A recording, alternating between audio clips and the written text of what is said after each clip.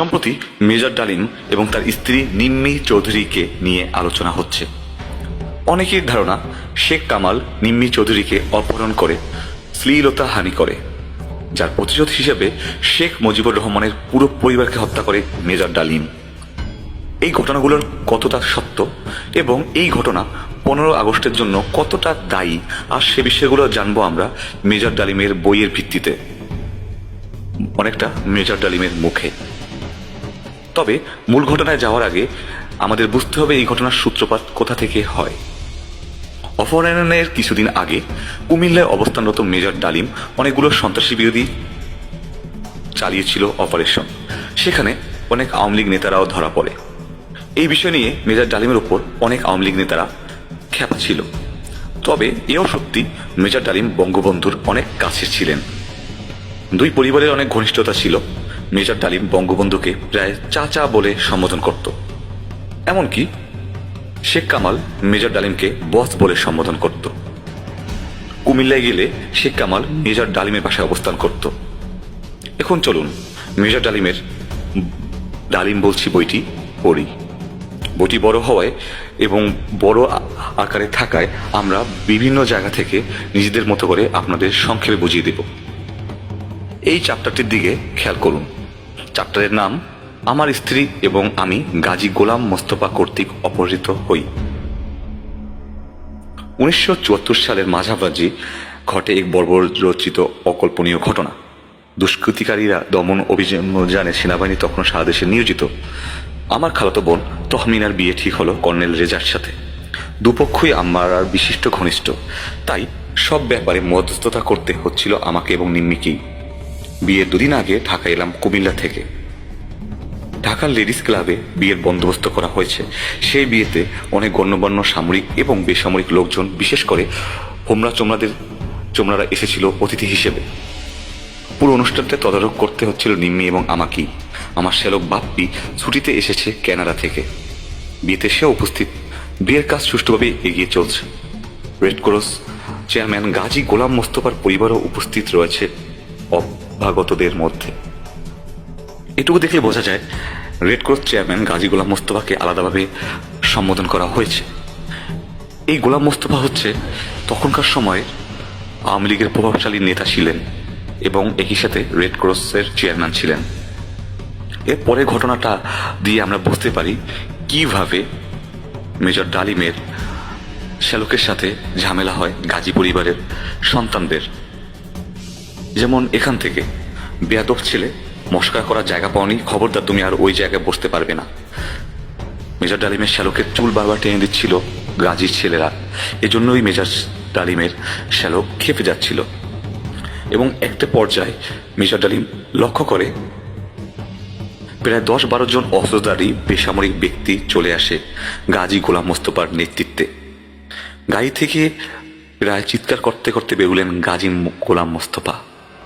কোথায় মেজর ডালিম? বেশি বার বেড়েছে, তাকে আজ আমি শায়েস্তা করব। কোথায় সে? এইভাবেই চেঁচাচ্ছিল মেজর ডালিমের উদ্দেশ্যে।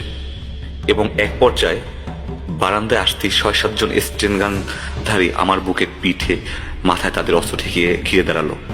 এইভাবেই মেজর ডালিমকে উঠিয়ে নিয়ে দিতে যাচ্ছিল গাজীর লোকেরা। এরপরে এখানে লক্ষ্য করুন, আমাকে গাড়িতে তুলতেই খালাম্মা এবং নিম্নি দুজনেই গাজীকে বলল, ওদের সাথে আমাদেরকেও নিতে হবে, ওদের এখানে যেতে দেব না আমরা। ঠিক আছে, তবে তাই হবে, বললেন গাজী।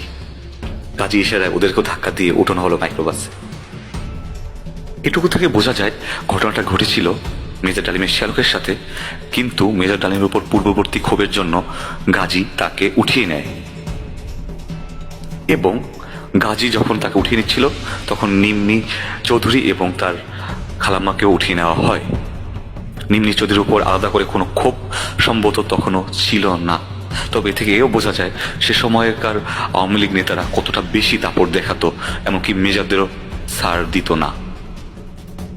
এরপরে বিভিন্ন ঘটনা হয় এবং তাদেরকে একটি পর্যায়ে শেখ মুজিবুর রহমানের বাসায় নিয়ে যায় গাজী, কারণ সে বুঝতে পারতেছিল তাকে নিয়ে অন্য কোনো জায়গায় যাওয়ার উপায় নেই, কারণ আর্মিরা তখন পুরো ঢাকা ঘিরে ফেলেছিল।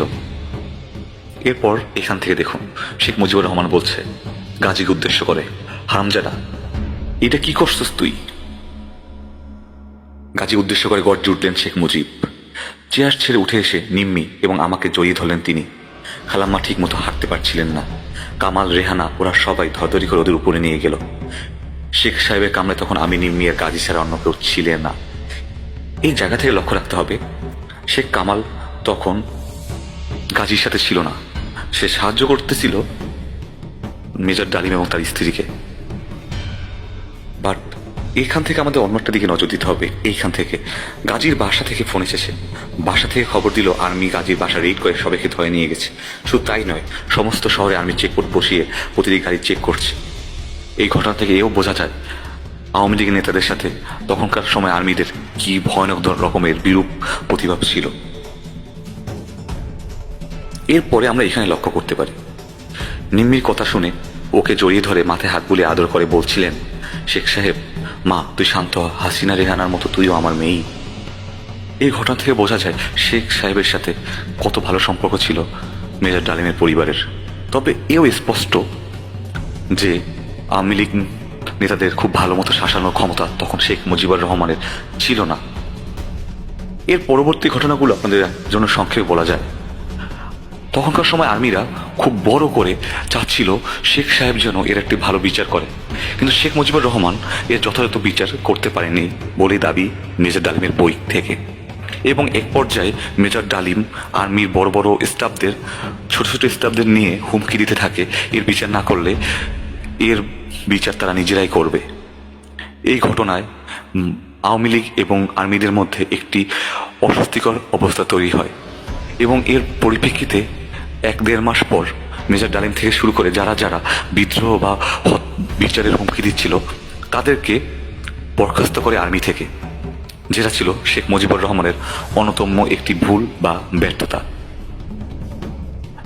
এর পরিপ্রেক্ষিতেই মেজর ডালিম এবং অন্যান্য আর্মিদের মধ্যে একটি ক্ষোভ দানা বাঁধে এবং যার পরিপ্রেক্ষিতে আরো বিভিন্ন ঘটনা জড়ো হয়ে এক পর্যায়ে এই বিদ্রোহের দিকে এগিয়ে যায় এই আর্মির দল।